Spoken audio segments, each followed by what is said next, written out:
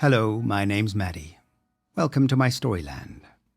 Stephen King wrote the short story Strawberry Spring while he was a student at the University of Maine, publishing it in Hubris, the school's literary journal, in 1968. He graduated in 1970, then, though he certainly continued to write, selling the odd story or two to supplement his income, mostly he worked first as a laborer, then later as a high school English teacher. And then, in April of 1974, Doubleday published his novel, Carrie, and his life and the horror genre within which he wrote was forever changed. In 1978, Stephen King published his first short story collection, Night Shift. It is a truly breathtaking congregation of tales, including two that I've already featured on this channel, The Boogeyman and The Man Who Loved Flowers, as well, of course, as today's story. Strawberry Spring is set in Maine, mostly in the fictional college of New Sharon. The events are viewed from the perspective of the narrator, a student at the college who remains unnamed. The story is about how the past can intrude upon and violate the present. It's about rumors and paranoia, detachment and deception. It's about the allure of sensationalism and the attraction of the dark. And today, it is my pleasure to read it to you. Are you ready? Then let's begin. Strawberry Spring by Stephen King. Spring Heel Jack. I saw those two words in the paper this morning, and oh my God, how they take me back. All that was 8 years ago, almost to the day. Once, while it was going on, I saw myself on nationwide TV, the Walter Cronkite Report. Just a hurrying face in the general background behind the reporter, but my folks picked me out right away. They called long distance. My dad wanted my analysis of the situation. He was all bluff and hearty and man to man. My mother just wanted me to come home. But I didn't want to come home.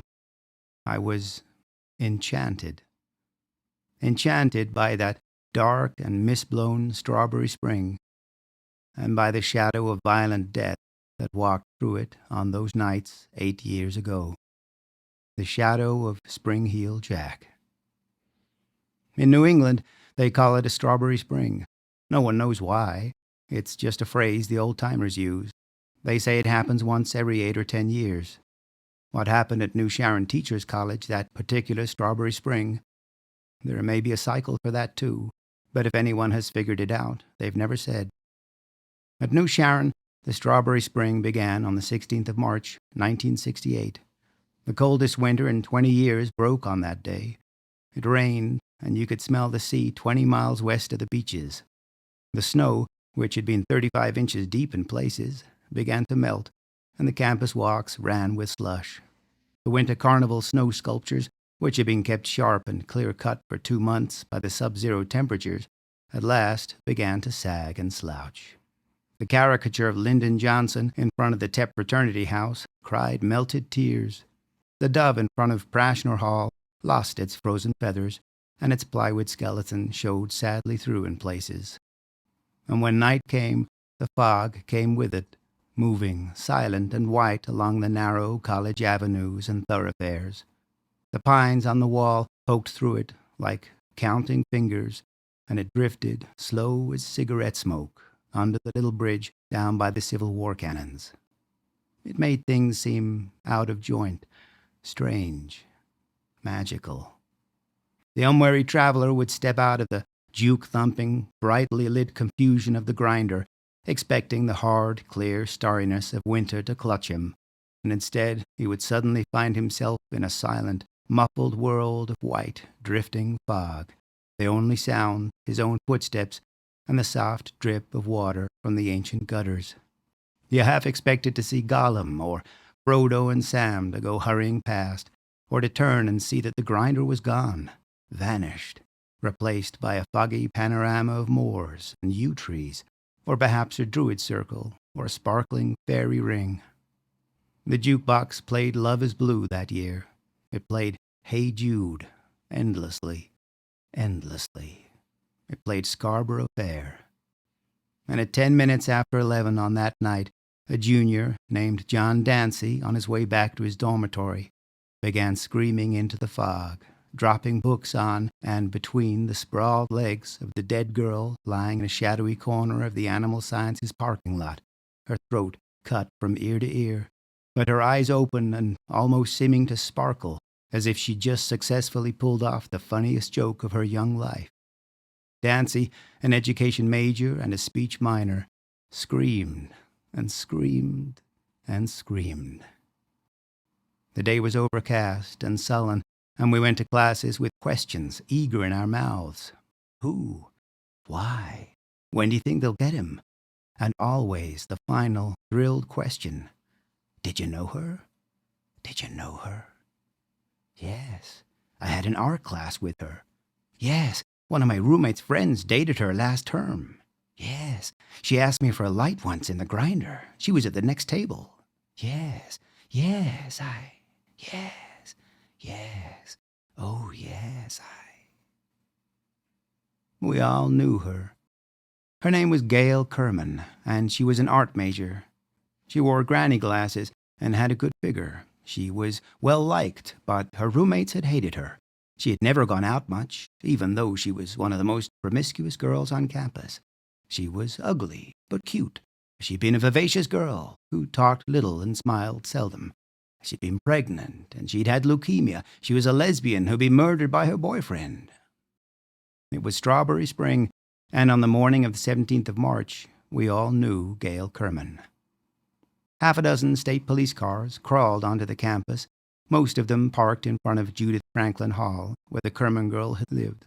On my way past there to my 10 o'clock class, I was asked to show my student ID.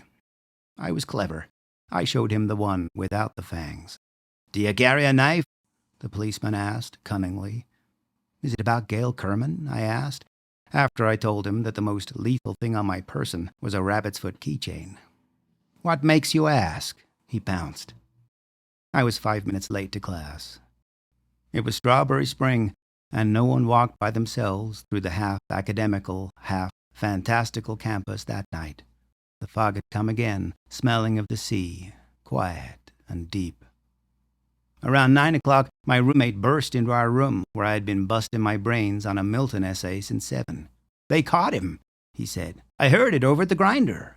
"From who?" "I don't know. Some guy. Her boyfriend did it. His name is Carl Amalara." I settled back, relieved and disappointed. With a name like that, it had to be true. A lethal and sordid little crime of passion. "Okay," I said. "That's good." He left the room to spread the news down the hall. I reread my Milton essay, couldn't figure out what I'd been trying to say, tore it up, and started again. It was in the papers the next day.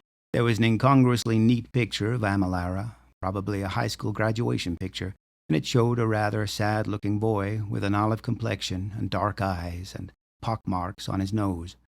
The boy had not confessed yet, but the evidence against him was strong. He and Gail Kerman had argued a great deal in the last month or so and had broken up the week before. Amalara's roomie said he had been despondent. In a footlocker under his bed, police had found a 7-inch hunting knife from L.L. Bean's and a picture of the girl that had apparently been cut up with a pair of shears. Beside Amalara's picture was one of Gail Kerman. It blurrily showed a dog, a peeling lawn flamingo, and a rather mousy blonde girl wearing spectacles. An uncomfortable smile had turned her lips up, and her eyes were squinted. One hand was on the dog's head. It was true, then. It had to be true. The fog came again that night, not on little cat's feet, but in an improper, silent sprawl. I walked that night. I had a headache, and I walked for air, smelling the wet, misty smell of the spring that was slowly wiping away the reluctant snow, leaving lifeless patches of last year's grass, bare and uncovered, like the head of a sighing old grandmother. For me, that was one of the most beautiful nights I can remember. The people I passed under the haloed streetlights were murmuring shadows, and all of them seemed to be lovers, walking with hands and eyes linked. The melting snow dripped and ran, and from every dark storm drain the sound of the sea drifted up, a dark winter sea, now strongly ebbing. I walked until nearly midnight, until I was thoroughly mildewed, and I passed many shadows, heard many footfalls clicking dreamily off down the winding paths. Who is to say that one of those shadows was not the man or the thing that came to be known as Spring Hill Jack? Not I, for I passed many shadows, but in the fog I saw no faces. The next morning, the clamor in the hall woke me. I blundered out to see who had been drafted, combing my hair with both hands and running the fuzzy caterpillar that had craftily replaced my tongue across the dry roof of my mouth. "He got another one," someone said to me, his face pallid with excitement. "They had to let him go." "Who go?" "Amalara," someone else said gleefully. "He was sitting in jail when it happened." "When what happened?" I asked, patiently. Sooner or later I would get it, I was sure of that. "The guy killed somebody else last night, and now they're hunting all over for it." "For what?" The pallid face wavered in front of me again. "Her head. Whoever killed her took her head with him." New Sharon isn't a big school now, and it was even smaller then. The kind of institution the public relations people chummily refer to as a community college. And it really was like a small community, at least in those days. Between you and your friends, you probably had at least a nodding acquaintance with everybody else and their friends. Gail Kerman had been the type of girl you just nodded to, thinking vaguely that you had seen her around. We all knew Anne Bray. She had been the first runner-up in the Miss New England pageant the year before, her talent performance consisting of twirling a flaming baton to the tune of "Hey, Look Me Over." She was brainy, too. Until the time of her death, she'd been editor of the school newspaper, a once-weekly rag with a lot of political cartoons and bombastic letters, a member of the Student Dramatic Society, and president of the National Service Sorority, New Sharon Branch. In the hot, fierce bubblings of my freshman youth, I had submitted a column idea to the paper and asked for a date, turned down on both counts. And now she was dead. Worse than dead. I walked to my afternoon classes like everyone else, nodding to people I knew and saying hi with a little more force than usual, as if that would make up for the close way I studied their faces, which was the same way they were studying mine. There was someone dark among us, as dark as the paths which twisted across the mall, or wound among the 100-year-old oaks in the quad in back of the gymnasium, as dark as the hulking Civil War cannons seen through a drifting membrane of fog. We looked into each other's faces and tried to read the darkness behind one of them. This time the police arrested no one. The Blue Beetles patrolled the campus ceaselessly on the foggy spring nights of the 18th, 19th, and 20th, and spotlights stabbed into dark nooks and crannies with erratic eagerness. The administration imposed a mandatory 9 o'clock curfew.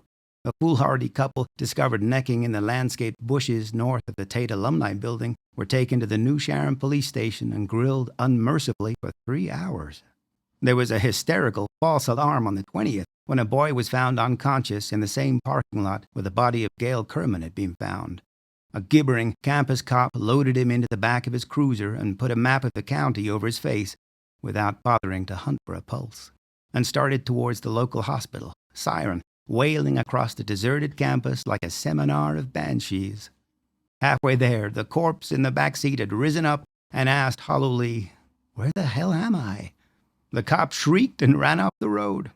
The corpse turned out to be an undergrad named Donald Morris, who'd been in bed the last 2 days with a pretty lively case of flu.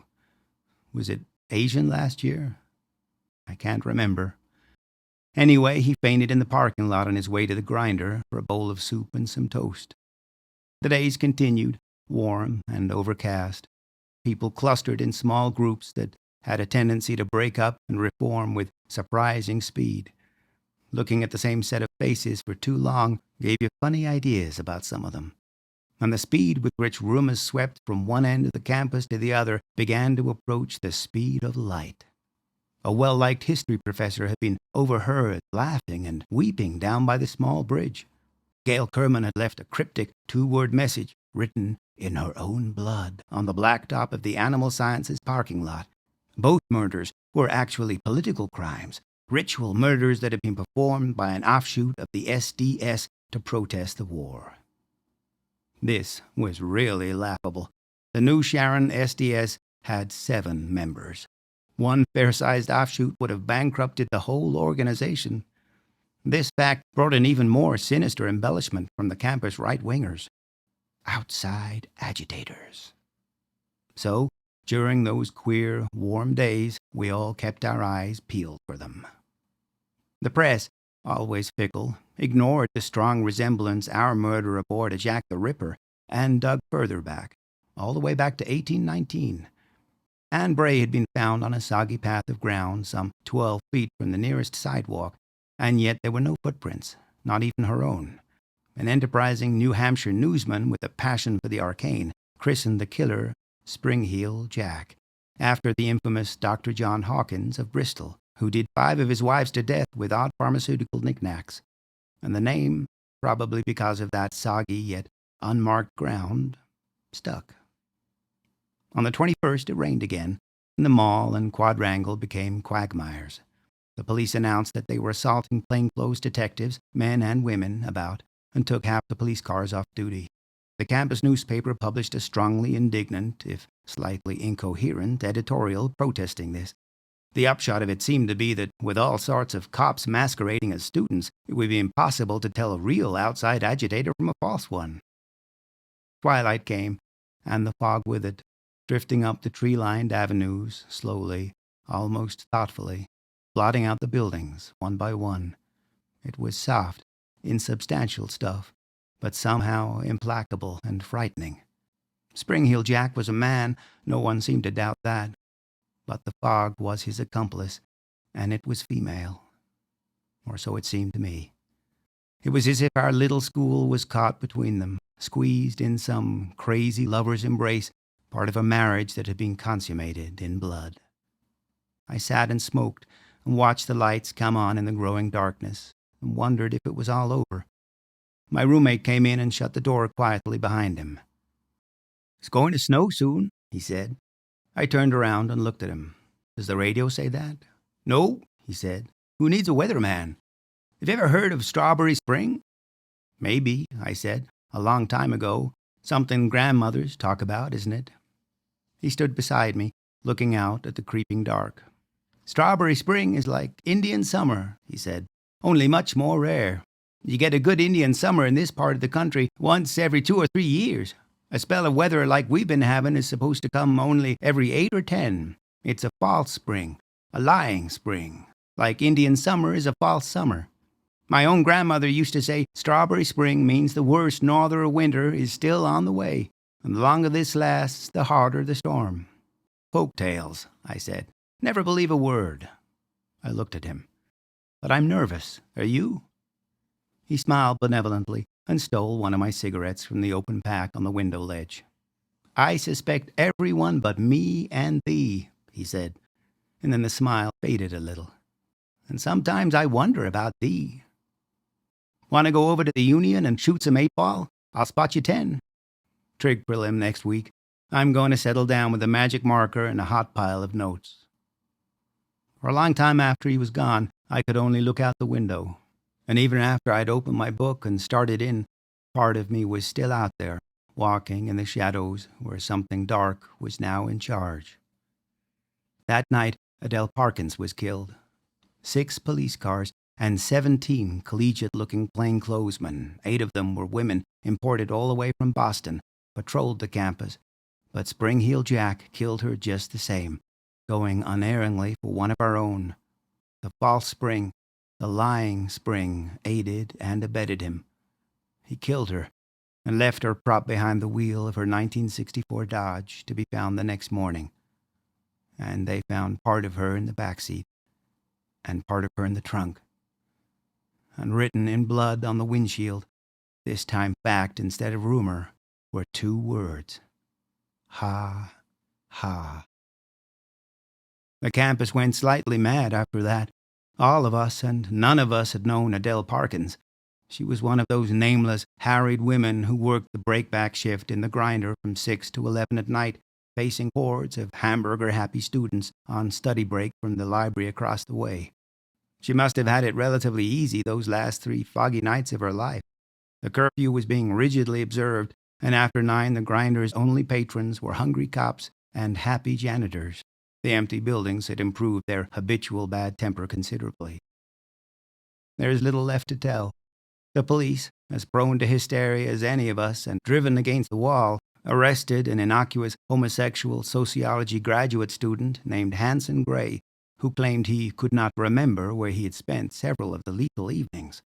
They charged him, arraigned him, and let him go to scamper hurriedly back to his native New Hampshire town after the last unspeakable night of Strawberry Spring, when Marcia Curran was slaughtered on the mall. Why she'd been out and alone is forever beyond knowing.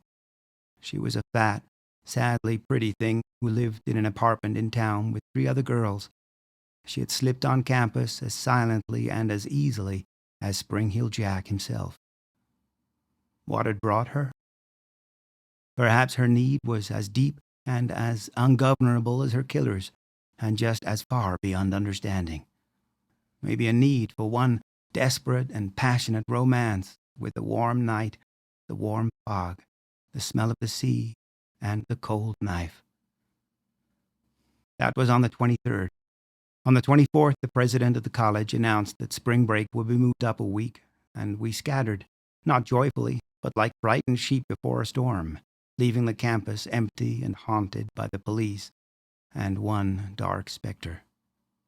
I had my own car on campus, and I took 6 people downstate with me, their luggage crammed in helter-skelter. It wasn't a pleasant ride. For all any of us knew, Spring Heel Jack might have been in the car with us. That night, the thermometer dropped 15 degrees, and the whole northern New England area was belted by a shrieking norther that began in sleet and ended in a foot of snow. The usual number of old duffers had heart attacks shoveling it away, and then, like magic, it was April. Clean showers and starry nights. They called it Strawberry Spring. God knows why. It's an evil, lying time that only comes once every 8 or 10 years. Spring Heel Jack left with the fog, and by early June, campus conversation had turned to a series of draft protests and a sit-in at the building where a well-known napalm manufacturer was holding job interviews.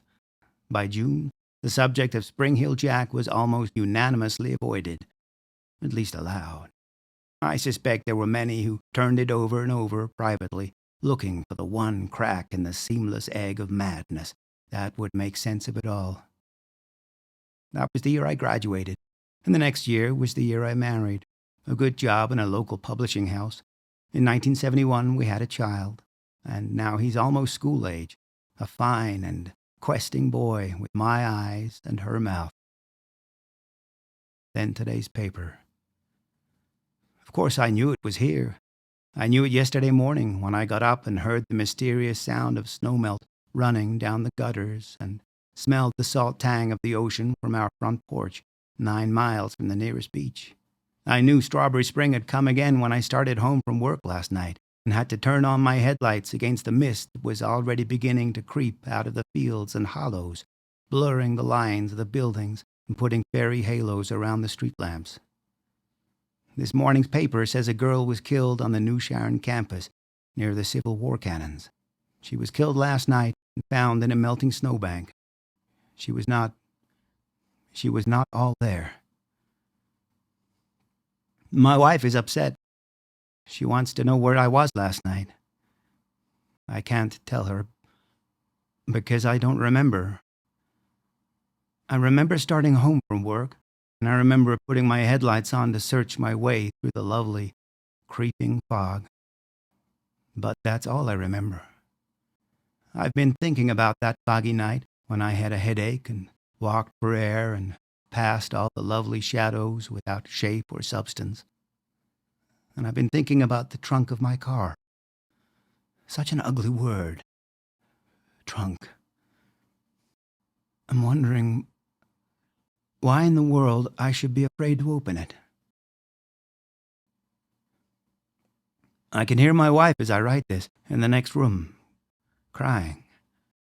She thinks I was with another woman last night. Oh, dear God. I think so too. And with that, I bid you farewell. I hope you enjoyed the story. Perhaps I'll see you again. I certainly hope so. Until then.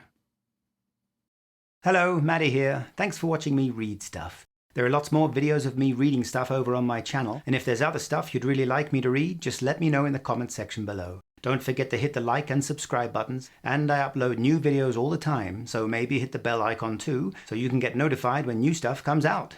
Thanks again for watching, and see you next time.